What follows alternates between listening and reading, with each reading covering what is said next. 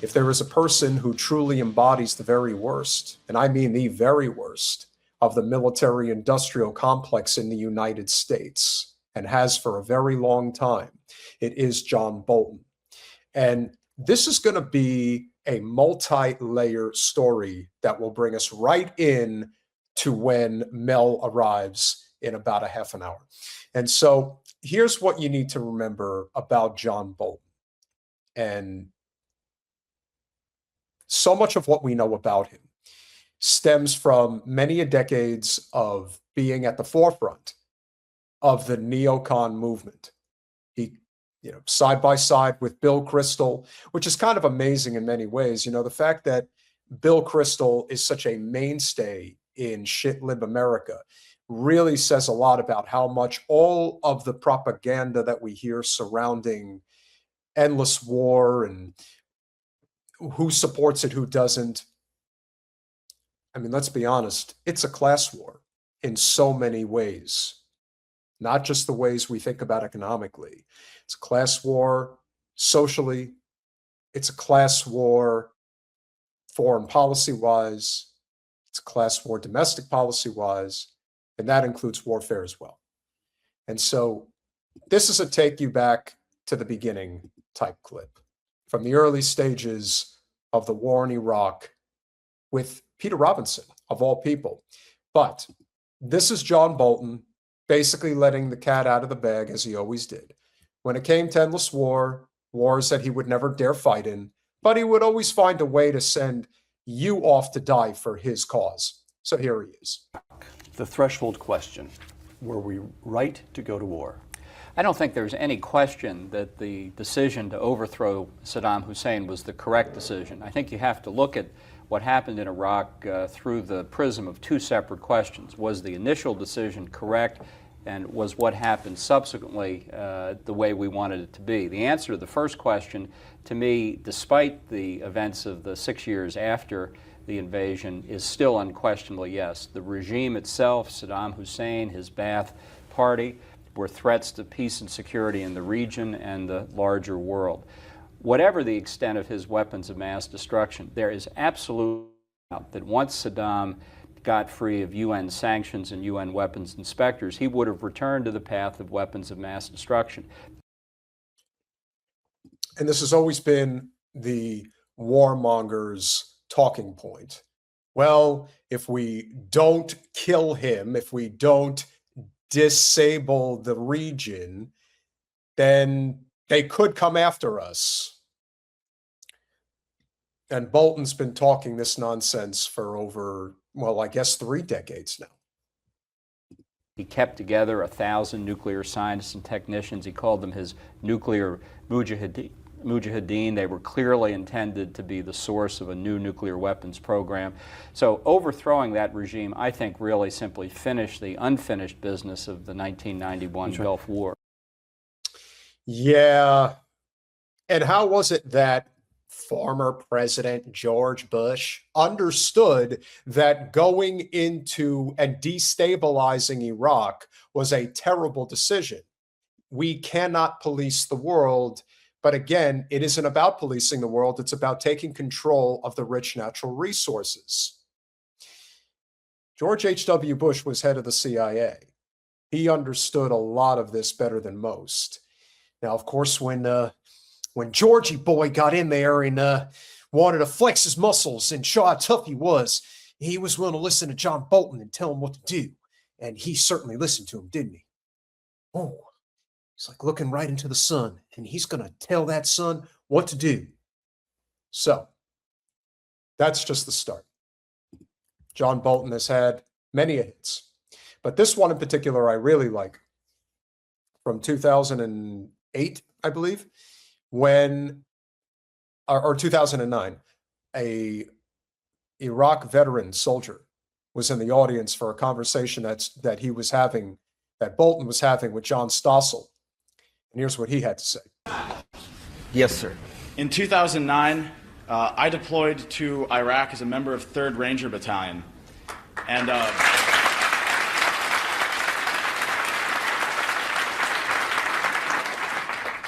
While I was there, a corporal in my company was killed by a 13-year-old with an SKS.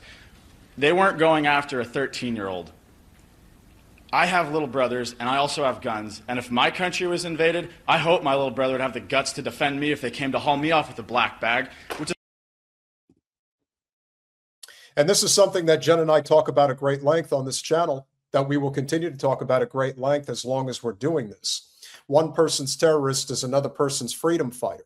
Here's a person who went in to a country that he wasn't welcomed in and saw exactly what they were there to do. Of course, it was there to steal the oil. We're totally there for the oil, and steal all the natural resources. And as a result, what you see has spiraled as a result. This is a veteran who's come back and said, what the hell were we doing there? We weren't there trying to liberate the Iraqi people. We know now for certain that that was not our intention. And here's Mr. Bolton saying that, oh, this was a great idea. This is a wonderful war. And yet, here's a very level-headed guy in a pretty conservative audience. I mean, John Stossel is a libertarian-leaning conservative, so the response from the audience is very telling. Is what we were doing. We were black bagging people and confiscating their guns, just being, the jackbooted thugs. And so what I want to ask you, sir, is how do you feel about the concept of blowback? The idea that they're really only fighting us because we're over there, because that's what I saw when I was in Iraq. Well,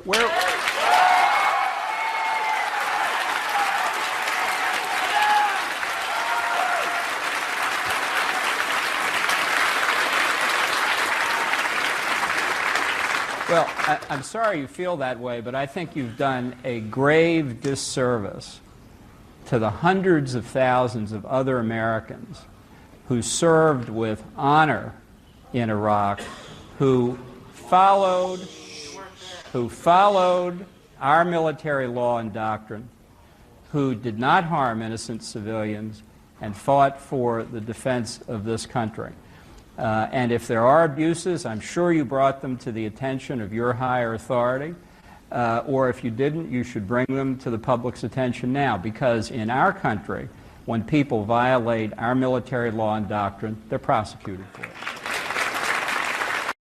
Oh boy, if only Mr. Bolton knew what future lied ahead for him.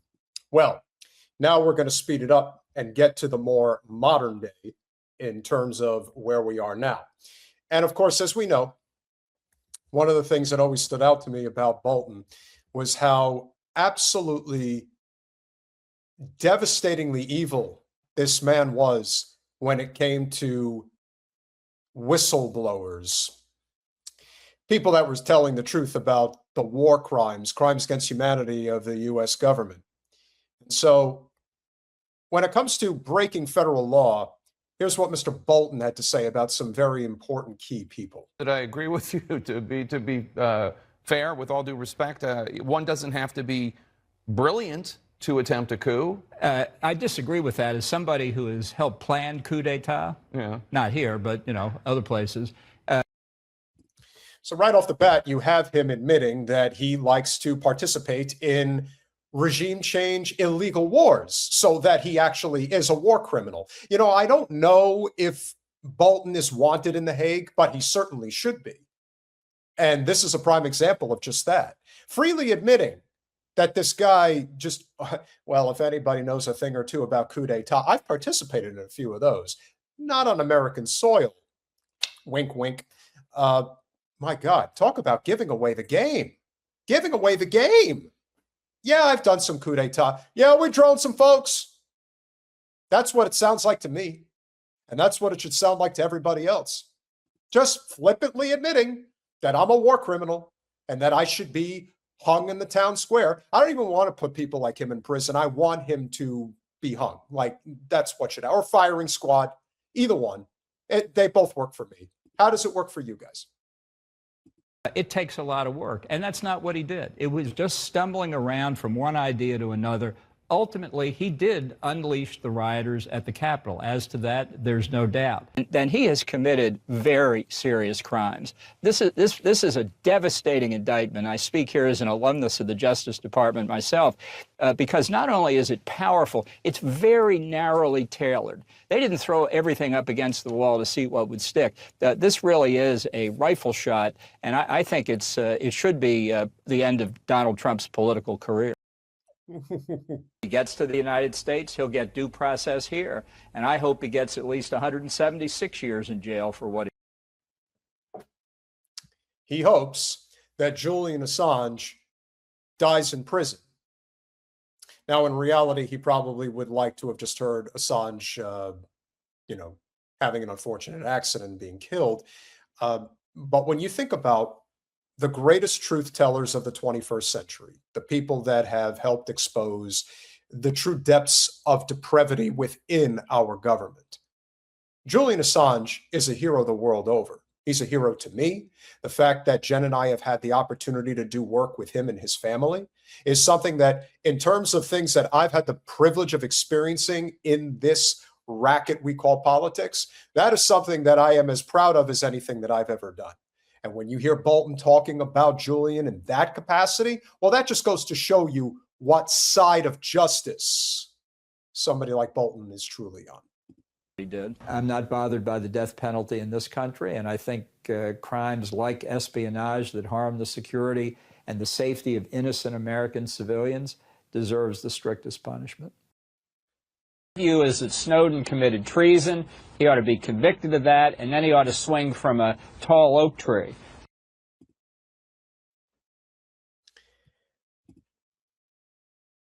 Snowden should swing from an oak tree.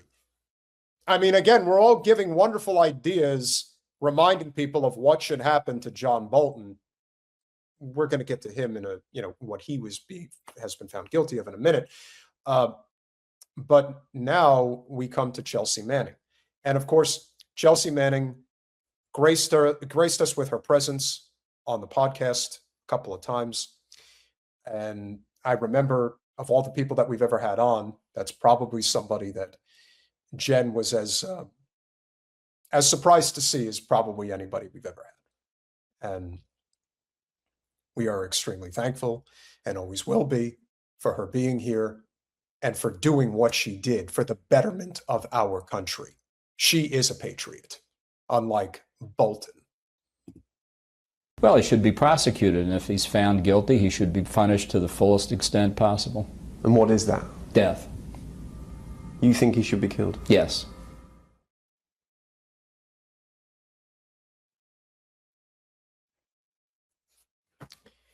So death for Chelsea Manning. And now we come to the moment that many of us for many years have been waiting for. I didn't know how it was going to happen. And I frankly don't care that it is Trump that is making it happen, because I'm a really vindictive person and I really hate scumbags like John Bolton.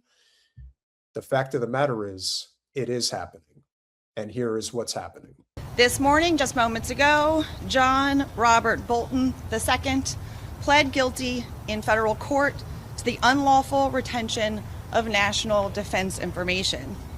According to the terms of the plea agreement, Mr. Bolton faces a maximum sentence of up to 5 years in prison, followed by a term of up to 3 years of supervised release.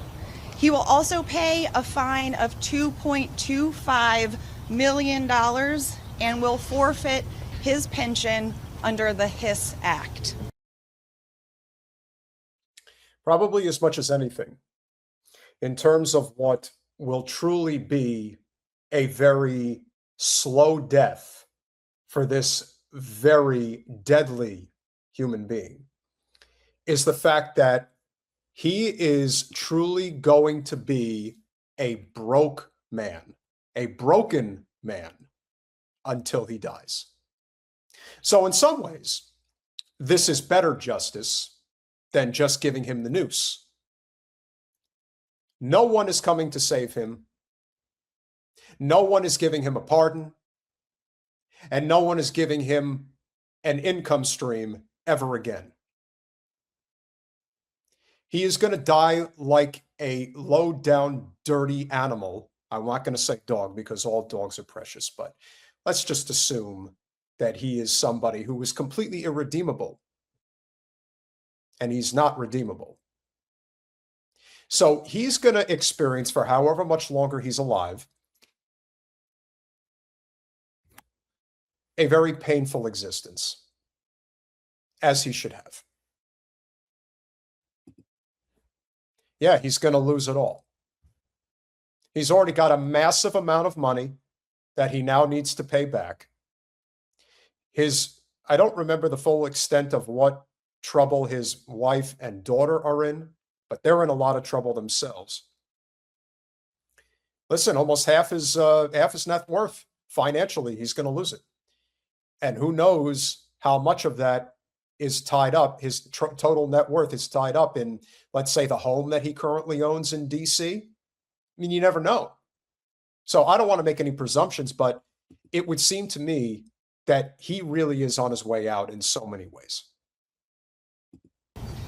As National Security Advisor to the President of the United States, Mr. Bolton had access to and was responsible for safeguarding the most sensitive national defense information, including classified material.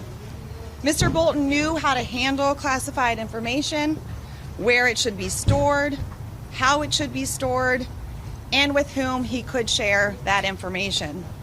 He also knew the damage to national security that could be caused by mishandling that sensitive information. Nevertheless, as Mr. Bolton just admitted, he put our national security at grave risk in violation of the law. Our system of classified information is designed to protect sensitive information that would jeopardize national security if mishandled. And the national defense information at issue in this case was classified at the highest classification levels. That's the other thing. This is a person who has been in positions of authority at the highest levels of our government for decades. This is a person who truly knows some really dark secrets. And he uses that and has been using that for his career. He's always been the mouthpiece for the Heritage Foundation, for the State of Israel. He has been having wet dreams for many years about celebrating in Tehran. I think some of us probably remember that lovely speech that he gave. I believe it was at CPAC. This is who he is. And not too many of them ever end up getting comeuppance. But again, he got in Trump's crosshairs. And one thing about Trump, he plays for keeps. The document in count 12, for example, revealed intelligence about an adversary's plans for an attack conducted against U.S. forces in another country. It contained human intelligence using sensitive sources and methods, and it discussed a covert action program. As Mr. Bolton admitted, he shared more than 1,000 pages of information about his day-to-day activities as the National Security Advisor, including information related to the national defense, with two individuals who neither had the security clearances nor the need to know that information.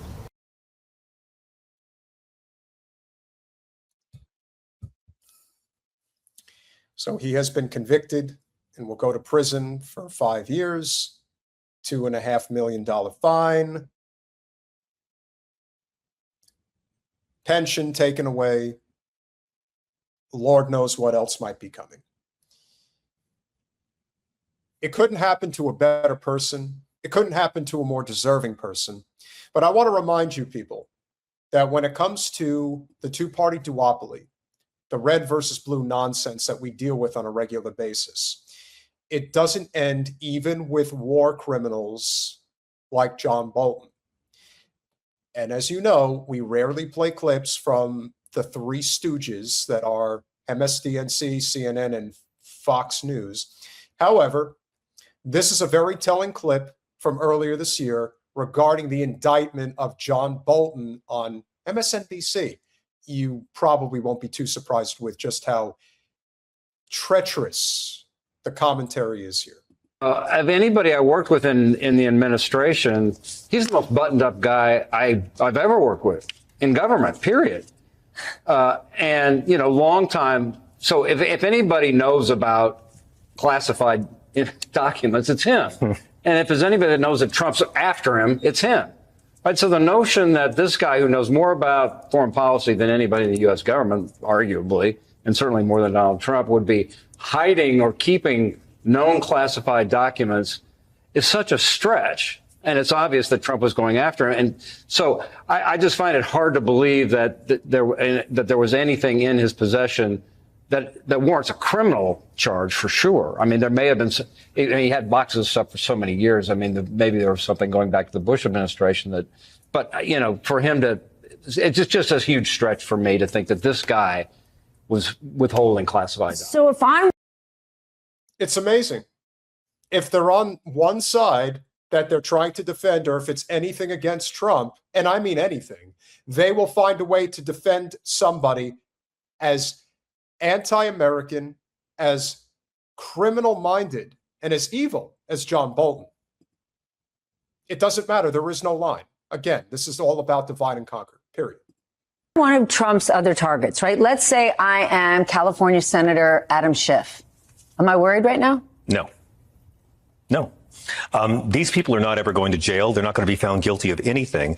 Why do you think that? We're living in unprecedented times. Right, Well, but Donald Trump has to have a jury, and Trump can't. Exactly right. Exactly right. I mean, look, I've waited 20 years to see John Bolton get in trouble for lies about Iraq. He's finally getting in trouble for telling the truth about Trump.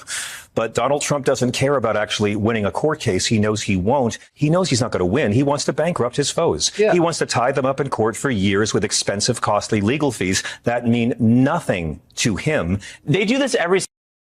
Okay. Now, John Fugelsang is a friend of the show, and obviously we do not see eye to eye in terms of politics in many respects. You know, he is an ardent defender of the Democratic Party. And of course, here, he's dead wrong. John Bolton was convicted, and it wasn't because Trump set out to get him and that he is found guilty for telling the truth about Trump. No, he was found guilty because he is a criminal, and Trump decided that he was not going to be protected anymore. And that's it. There's a lot of people out there who are hardened criminals, maybe not to the level of John Bolton, but they are criminals nonetheless. And as a result, everyone is always protecting each other until they're no longer protected. And this is one of the things you have to look out for in this particular administration as we go forward. Remember, we are only a year and a half in. Still got 2.5 more years of this. There's a lot more that could happen and probably will. So to say that there are people that will get thrown under the bus is an understatement. So John is wrong about this. And unfortunately, his bias against Trump doesn't allow him to supersede what is a much bigger problem, which is the broken system, which is a bigger problem than Trump. Court for years with expensive, costly legal fees that mean nothing to him. They do this every single time. Anytime Trump is accused of really anything, they throw it back on the other party and say they're doing the same thing too, and they're doing it worse. Trump's innocent, and the Democrats are the ones guilty of this. They're accusing Biden of having weaponized the government, even though that's not what happened over the last 4 years. But that's exactly what they're doing, and they're throwing it back in their face with the power now of the federal government. Well, this cheeky fellow, Mr. Darcy, who is as up the ass of the Democratic establishment as you could possibly get, is somebody who unequivocally is on board with everything that is Team Blue. To suggest that the Biden administration did not weaponize the Justice Department when they were in office, you're kidding, right? They gave blanket pardons to the entire Biden family going back decades. Gave a blanket pardon to Fauci going back decades. There's plenty others we could talk about. But to suggest that there wasn't a weaponization of the Biden Justice Department is, again, playing party politics, which is something that I think most people are just tired of. As we should be. We should all be tired of this.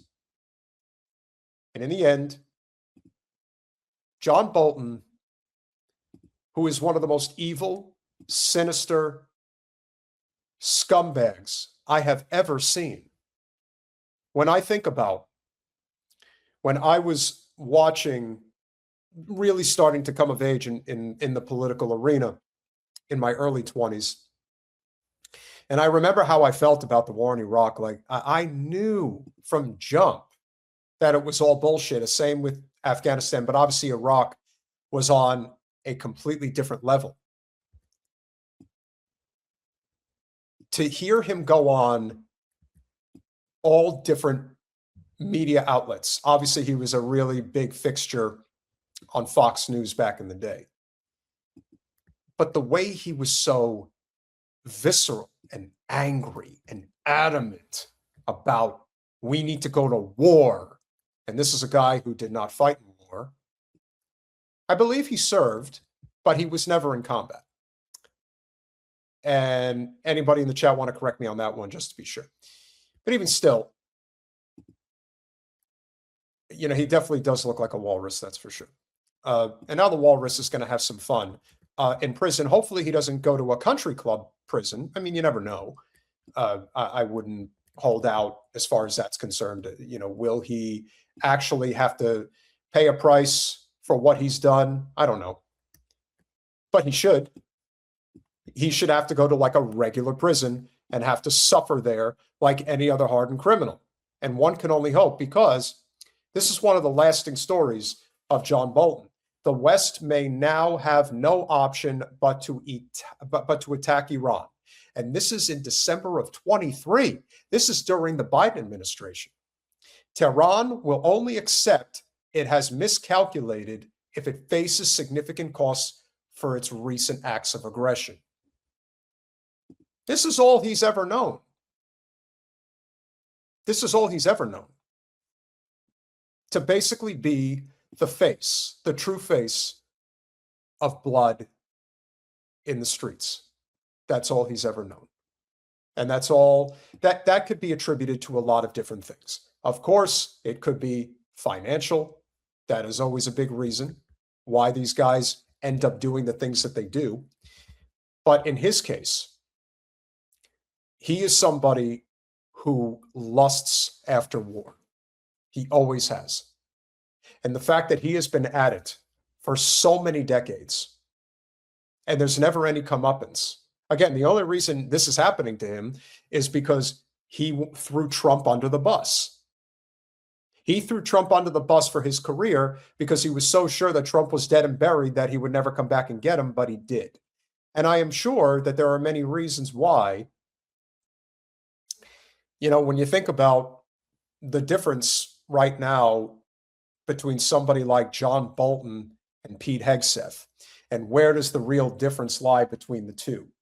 The real difference is that Bolton is a very intelligent individual, extremely intelligent.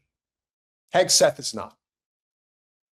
The smarter the people who pull the levers of power that are evil are often the ones who get the most done, which is why Bolton has been very successful at what he's done to decimate the entire world. Hegseth doesn't know how to do that. He acts like he knows anything. He knows less than nothing. And so as a result, that's why so many of the attempted military operations have been complete failures with somebody like Hegseth having any level of authority.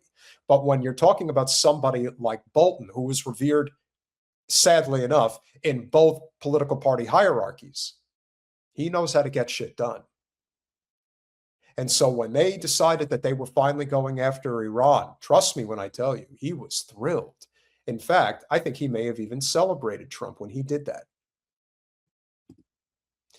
I know you don't want to think that Bolton is smart, but I am telling you, he's smart in a maybe not necessarily a book smart kind of way, but he is an exceptionally effective ghoul, swamp creature, if you will, because he's done it forever. So that's it. John Bolton is finally going where he deserves. He's not probably going to get all of what he deserves. I know we certainly hope that he does. And thank you for that, Jane. Bolton served in the National Guard and Reserve. He also supported the Vietnam War, even though he never went. Of course, of course, of course. So he started young, although I'm not sure he ever was. He's probably always been an old bastard and, you know, probably lives off the blood of innocent children. That's how he's been able to stay alive. But if there's any justice in the world, he will be dead and buried in the not too distant future.